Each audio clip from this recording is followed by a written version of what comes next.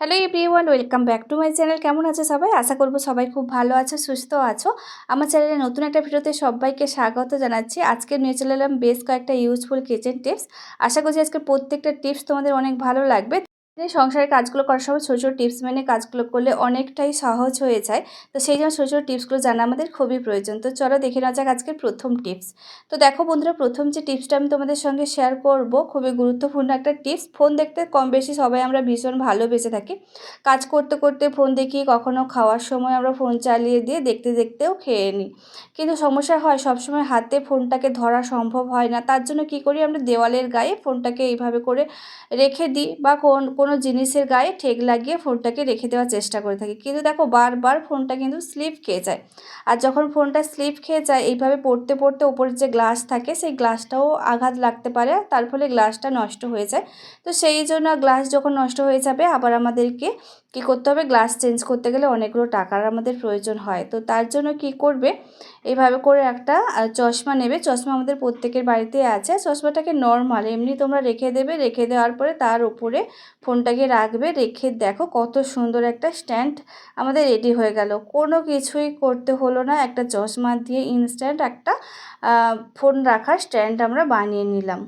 বন্ধুরা, চলে যাচ্ছে আজকের পরবর্তী টিপসের। পরবর্তী টিপসটা হোক ভীষণই গুরুত্বপূর্ণ একটা টিপস, সকলের কাজে লাগতে পারে। তো ভীষণই গুরুত্বপূর্ণ যে টিপসটা তোমাদের সঙ্গে শেয়ার করব তার জন্য নিয়ে নিয়েছি একটা বোতল। তো এখানে আমি 2 লিটারের বোতল ব্যবহার করছি। তো একটু বড় সাইজের যে বোতলগুলো সেই বোতলগুলোই তোমরা নেবে। ছোট 500 বা 1 লিটারের যে বোতলগুলো সেই বোতলগুলোতে এই কাজটা হবে না। তো একটু বড় সাইজের বোতল নেবে। বোতলটাকে দেখো ওপরের যে কভারটা ছিল সেটাকে আমি সরিয়ে দিয়েছি। তারপরে এর মাঝ বরাবর আমি বোতলটাকে একটু কাটিং করে নিয়েছি। তো প্রথমে মাপটা নিতে আমি ভুলে গিয়েছিলাম, সেই জন্য আন্দাজে কেটেছিলাম, দেখলাম কাটিংটা একটু ছোটো হয়েছিল। পরে দেখো কাটিংটাকে একটু বড় করে লম্বা করে আমি কেটে নিয়েছি। কী কাজে লাগাবো, তো দেখো অনেক সময় কী হয়, বেসিন থেকে আমরা বালতিতে করে জল নিতে যাই কিন্তু নিতে পারি না। তো হাইটটা কম থাকার কারণে কোনো মতে বেসিন থেকে বালতিতে আমরা জল ভরতে পারি না। জল ভরার জন্য আমাদেরকে বাথরুমে যেতে হয়, কিন্তু বাথরুম থেকে সবসময় জল ভরাটাও সম্ভব হয় না। বেসিন থেকে তোমরা কিভাবে জল নেবে, তো তার জন্য এই বোতলটা তোমাদের অনেক কাজে লাগবে। এভাবে বোতলটাকে কেটে নিয়ে বেসিনের উপরে যদি আমরা রেখে দিই, রেখে দিলে দেখো এর সামনে যে মুখের কাছে ঢাকনাটা আছে, তো সেই ঢাকনাটা খুলে নিয়েছি। তো এরপরে দেখো বোতলটা আমি কলটাকে অন করে দিয়েছি আর বোতলের সাহায্যে কত সুন্দরভাবে বালতিতে জল পড়ছে। খুব সহজেই বালতিটা আমি ভরে ফেলতে পারবো এই পদ্ধতিতে। আর বালতিটাকে বেসিনের উপরে বসাতে হবে না বা জল নিতে আমাদের আর কোনো অসুবিধা হবে না। তো আইডিয়াটা কেমন লাগলো তোমরা অবশ্যই কমেন্ট করে জানিও। এই আইডিয়াটা যদি ভালো লেগে থাকে লাইক কমেন্ট শেয়ার করে দিও। এইভাবে ছোটো ছোটো টিপসগুলো জানা থাকলে কাজগুলো করতে আমাদের সহজ হয়ে যায়। সেই জন্য টিপসগুলো জানা আমাদের খুবই প্রয়োজন। তো এই টিপসটাও তোমাদের আশা করছি অনেক কাজে লাগবে। ভালো লাগলে একটা লাইক করে দিও। চ্যানেলে যদি নতুন হয়ে থাকো তাহলে প্লিজ চ্যানেলটাকে সাবস্ক্রাইব করো। তো চলো দেখে নেওয়া যাক আজকের পরবর্তী টিপস। বাড়ির বাইরে যখন আমরা বেরাই সঙ্গে সঙ্গে আমাদের একটা করে জলের বোতল তো নিয়ে যেতেই হয়। যে পরিমাণে গরম পড়েছে, কিন্তু এই জলের বোতলটাকে ব্যাগের মধ্যে কিছুতেই দাঁড় করে আমরা রাখতে পারি না। যতই আমরা একধারে দাঁড় করে রাখি না কেন, দেখবে কিছু সময় পরে বোতলটা পড়ে যায়। ব্যাগের মধ্যে বোতলটা পড়ে গেলে অনেক সময় জল লিকেজও করে। তাছাড়া ব্যাগে আমাদের দরকারি কাগজপত্র থাকলে সেগুলো নষ্ট হয়ে যায়, ভিজে যায়। সেই জন্য তোমরা এই জলের বোতলটাকে কিভাবে ব্যাগের সঙ্গে সেট করবে, তো তার একটা টিপস তোমাদের সঙ্গে শেয়ার করছি। নিয়ে নিতে হবে গার্ডার। তো এরকম যে মোটা গার্ডারগুলো সেই গার্ডারগুলোই নেবে। আরেকটা হচ্ছে সেফটি পিন নেবে। তো সেফটি পিনটাকে দেখো আমি গার্ডারের সঙ্গে আটকে নিয়েছি। তো এভাবে করে দেখো সেফটি পিনটা গার্ডারের সঙ্গে আটকে নেওয়ার পরে আমি এই সেফটি পিনটাকে ব্যাগের যে কোনো জায়গায় এভাবে করে আমি দেখো অ্যাটাচ করে দিচ্ছি। একটু উপর দিক করে ব্যাগের অ্যাটাচ করে নেবে। সেফটি পিনের সাহায্যে অ্যাটাচ করতে আমাদের কোনো অসুবিধা হবে না। এবার দেখো গার্ডারটাকে টেনে বোতলের যে মুখটা আছে তো মুখের কাছে এইভাবে করে গলিয়ে দিলাম। এইভাবে করে বোতলটাকে যদি আমি ব্যাগের মধ্যে ভরে ক্যারি করি, ব্যাগটা যতই নড়াচড়া করুক না কেন এই বোতলটার কিছুতেই পড়ে যাবে না। না পড়ে যাওয়ার কারণে এখান থেকে জলও আর লিকেজ করবে না। দরকারি জিনিসপত্র, কাগজ যেগুলো ব্যাগের মধ্যে আছে সেগুলো কোনোভাবে নষ্টও হবে না। এরপর থেকে ব্যাগের মধ্যে যখন বোতলে ভরে জল নিয়ে যাবে তোমরা অবশ্যই এই টিপসটা অ্যাপ্লাই করো, অনেক কাজে লাগবে। আশা করছি এই ছোট্ট টিপসটা তোমাদের অনেক ভালো লেগেছে।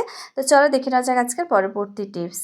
বন্ধুরা বয়স বাড়লে নানা রকম সমস্যা তো হতেই থাকে। আমাদের প্রত্যেকের বাড়িতে বয়স্ক মানুষজন থাকে। অনেক সময় কি হয়, তারা কিছু একটা সেলাই করতে গেলে সূচে সুতো পরাতে গেলে মানে অন্যের ওপর ডিপেন্ড করতে হয়। তো সবসময় সম্ভব হয় না। তো কি হয়, চোখের তো একটা প্রবলেম এসে যায়, চোখে একটু কম দেখে। সেই সঙ্গে সঙ্গে দেখো এই যে হাতটা আছে, হাতটাও অনেক সময় সূচে সুতো পরাতে গেলে কাঁপতে থাকে। তার ফলে আমরা একটু বড় ধরনের যে সূচগুলো, তার মধ্যেও দেখবে সুতো পরাতে গেলে একটু সমস্যার মধ্যে পড়তে হয়।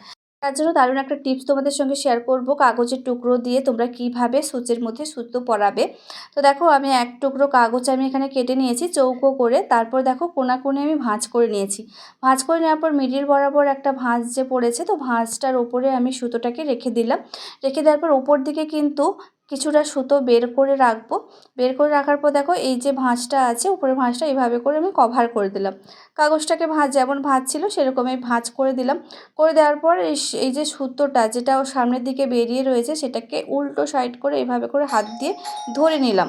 বন্ধুরা কাগজটা যেহেতু কোনাকুনি ভাঁজ করে নিয়েছি, তো তার জন্য দেখো যেখানে আমি সুতোটা পরিয়েছি ঠিক সেখানে দেখো মানে কোনাকুনি একটা খুব সূচালো টাইপের হয়ে গেছে। তো এই একটা শক্তপোক্ত সূচালো এই মুখটাকে, কাগজের এই মুখটাকে সূচের মধ্যে ঢোকাতে আর আমাদের কোনো অসুবিধা হবে না। খুব সহজেই কিন্তু সূচের মধ্যে এই শক্ত কাগজের অংশটা ঢুকে যাবে।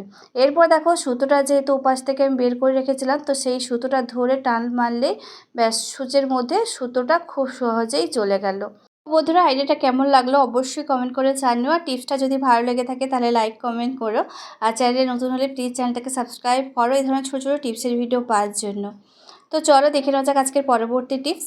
তো দেখো বন্ধুরা, তোমরা কি কখনো বালতিতে এইভাবে করে বাচ্চাদের যে স্কার্টগুলো, সেই স্কার্টগুলো পরিয়ে রেখেছো? কেন পরাবো? তো দেখো বন্ধুরা, বাচ্চাদের এই ছোটো ছোটো স্কার্টগুলো খুবই টাইট হয় যখন আমরা নতুন কিনে নিয়ে আসি।